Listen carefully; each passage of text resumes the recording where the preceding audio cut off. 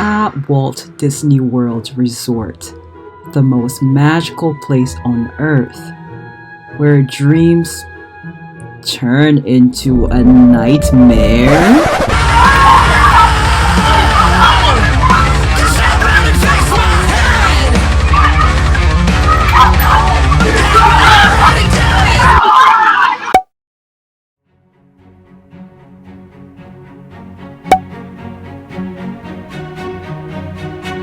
Okay, I actually never saw that happening whenever I worked at Disney, but I would say people got pretty close to fighting in front of me whenever I went to the park because the environment was prime for it. People pay a fortune to go there, maybe clean out your bank accounts because everything is so expensive at Disney. It's crowded, it's really hot, the lines are long. It's bound to happen. Maybe you bump into somebody by accident and they take it that you did it on purpose, or maybe you cut in front of somebody who has been waiting in line for like 25 minutes. But that's not what we're going to be talking about today. We're going to be talking about badly behaved slash nightmare guests at Disney. So if that sounds like something that you're interested in, keep on watching.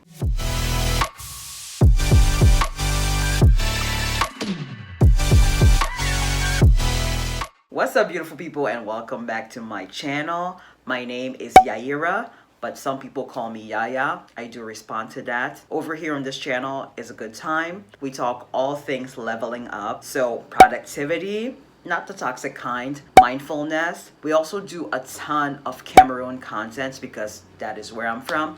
And Cameroon content tends to do pretty well on this channel. And we talk Disney like we're gonna be doing today. Disney is my former employer. I basically worked for Disney for the last decade. Yes. So I started my Disney journey, as you would see in my past Disney video. Check out my 2 videos in which I talk about why I quit Disney. I started in 2010 as the Disney College program, then I went back over and over again, and then I finally got full-time in 2013, and I worked full-time up until 2021 of July when I quit.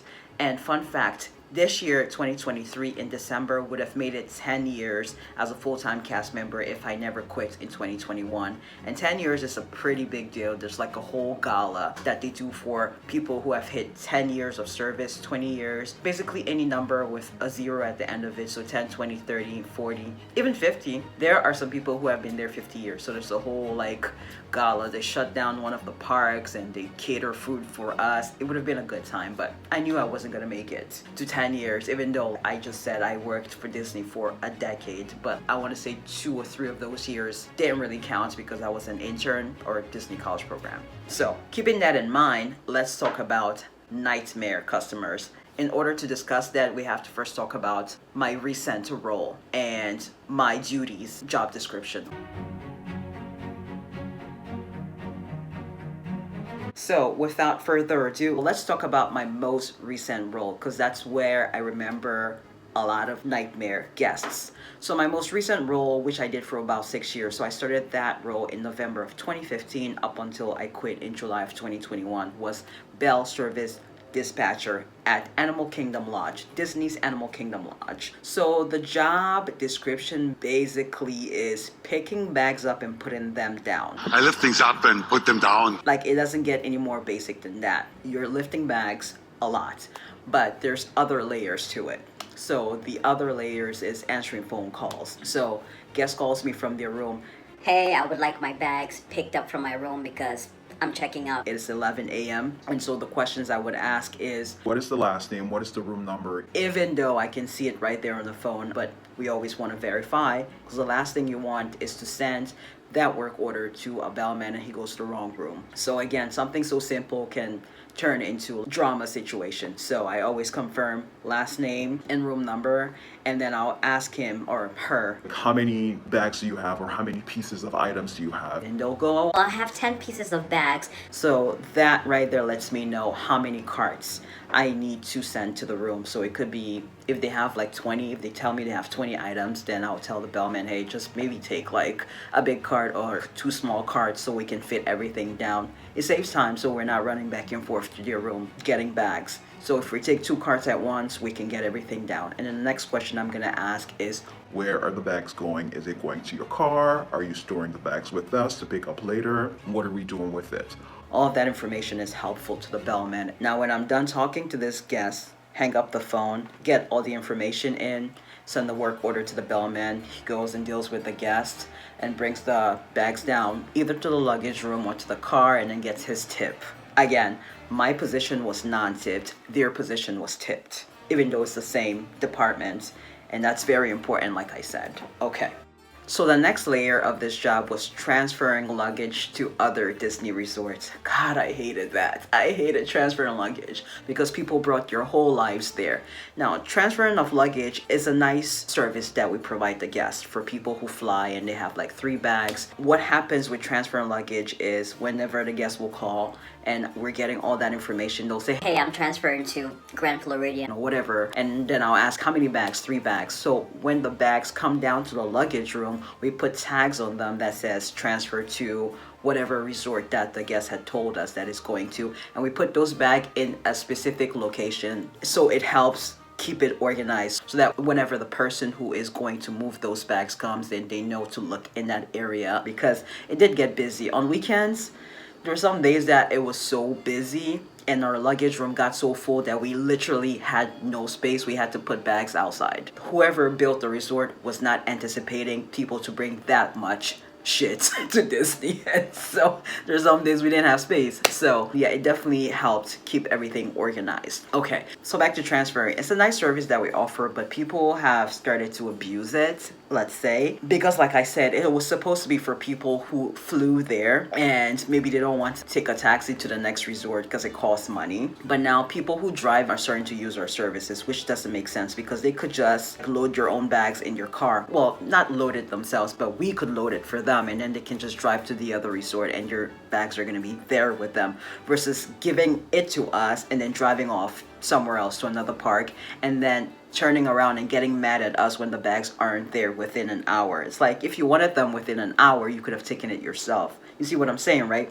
Because whenever we get the bags, we're not moving them right away. We're waiting for, let's say, noon or 1 o'clock after checkout for us to now sort through the bags and load them and start making our way to the resort. We're not moving those bags right away. It doesn't make any sense. We have to wait for everyone to bring down the bags that they're transferring before we leave, so that we're not going back and forth. And so that is actually nightmare guest number 1. Those who bring like 50 bags for a 1-week vacation, and then they want us to move it for them when they can just put it in your car and then get mad at us when it's not there within like an hour.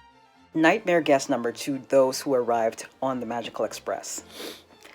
Disney's Magical Express was the source of all our woes because the Magical Express was third party. Disney's Magical Express, or DME as we call it for short, was the complimentary transportation from the airport to the resort and then from the resort back to the airport. But it wasn't automatic. Whenever you booked your stay at one of the Disney resorts, I think on the reservation they would ask you if you need transportation, ground transportation, and then if you said yes, then they would suggest the Magical Express. So you had to book it on your way in for your vacation and on your way out. Sometimes people assumed it was automatic. They never booked it and then they wanted to get on and would be surprised why they can't get on. That's one thing. The other thing is, once you book Magical Express, you are sent a yellow tag. It's different from the regular white tags that they put on your luggage at the airport. They send you a specific yellow tag. It will have your name on it. It should have your name on it and the resort it is going to, so that once you get off the plane and you're collecting your bags, once you arrive Orlando, there should be someone there to welcome you and give you instructions as to what to do with your bags. Now, based off of a lot of people's complaints with the Magical Express and your bags not arriving in a timely manner, it looks like no one explained to them that, okay, if you decide that we, as in Disney, is going to bring your bags to the resort from the airport, it's going to take at least 3 to 5 hours. I don't think anybody was explaining that to them. They should have been told, okay, it's going to take 3 to 5 hours if you want us to bring it, because we are collecting bags from all of the airlines that are arriving around the same time as yours. And those who have those yellow tags on them, we're going to gather everything, sort it by resort, and then bring it later. And then if it's raining, that complicates things a little further, because if it's raining, we're not going to touch the bags. And when I say we, I don't mean us and Bell Services. It's the third party people at the airport. If it's raining because of safety reasons and thunder, the bags just sit there. Nobody processes anything. I don't think the bags get, I don't know. But from what everyone else had explained to me, those who were there before I came, they explained that that's how it's supposed to work. And then you're also supposed to tell them, give them the option, hey, if you don't want to wait the 3 to 5 hours, you're more than welcome to take your own bags with you. Since it takes 3 to 5 hours after the arrival, so if your plane lands around like 2 o'clock, do not expect your bags at the resort until at least 5, 6 o'clock. And that is not made clear to them. So they get to the resort from the airport and you're asking for your bags already, which you're not there yet. They're still on their way here. And some people are cool with that once we explain to them the whole process.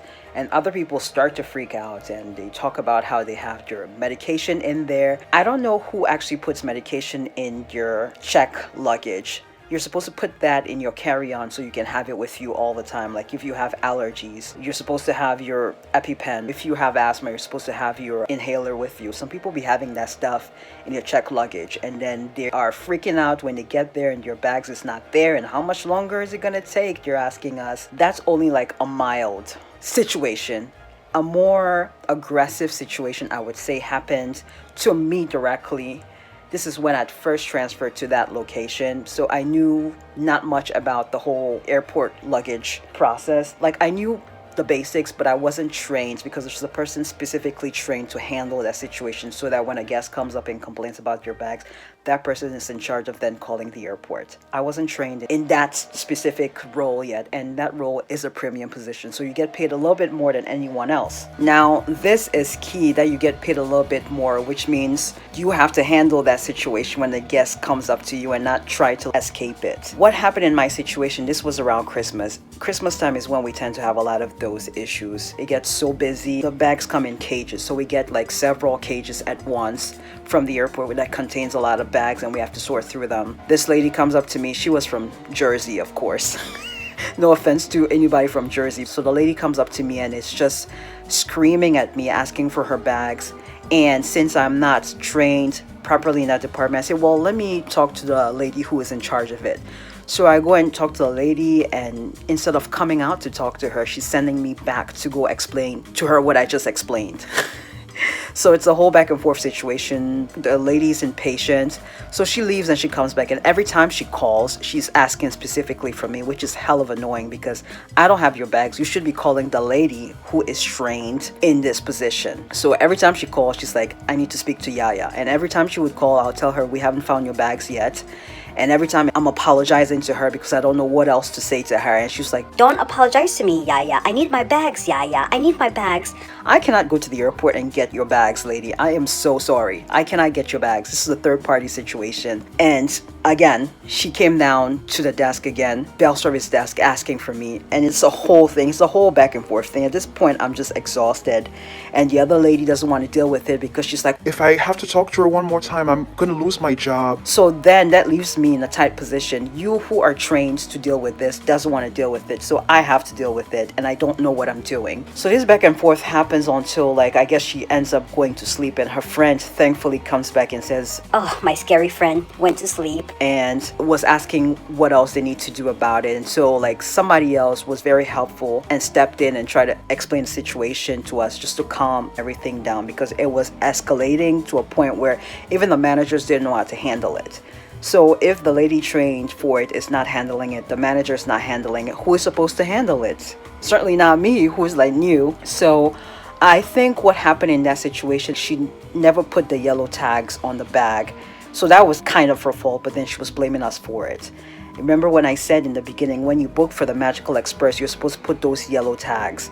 That's the only way you're going to identify that those bags are coming to Disney. If you don't have the yellow bags, they just sit there on the belt and nobody knows it's coming to Disney. So what happens in that situation, which happens quite often, when I eventually got trained for the role, I would ask them, when they tell me your bags is missing, the first question I ask is, do you have the yellow tag? And they're like, what yellow tag? Then I know exactly what to do. They never put your yellow tag on it. So what I will do is now ask for a description of the bag. And some people are very good. They have very precise descriptions. So what I would do is I'll call the airport, have the guest's name, their airline information, so when they landed and what airline they came from, if it was Southwest, and then I'll have the description of the bag, and then they'll just go look for it on the belt and then like send it our way. I think what really happened is that the bag was left back in Jersey. So now you're yelling at us here in Orlando and your bag, meanwhile, is not even here.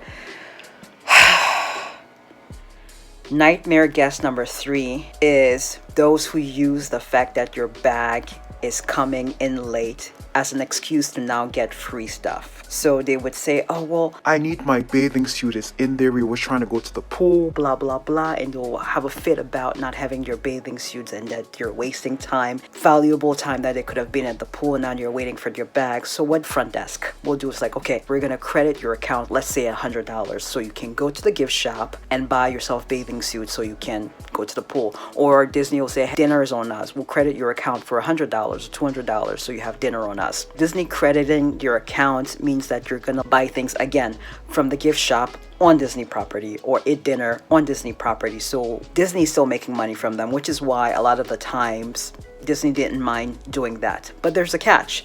You can't keep doing that all the time because you're keeping track. Like if you're one of those families who every time you come on vacation to Disney, there's an issue every time you come, there's a way to pull up all your reservations.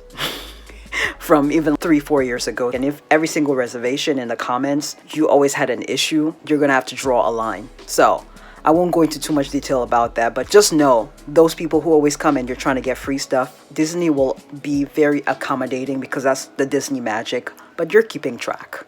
Don't get it twisted, they are. Because at the end of the day, it's a business, so they're still trying to make money.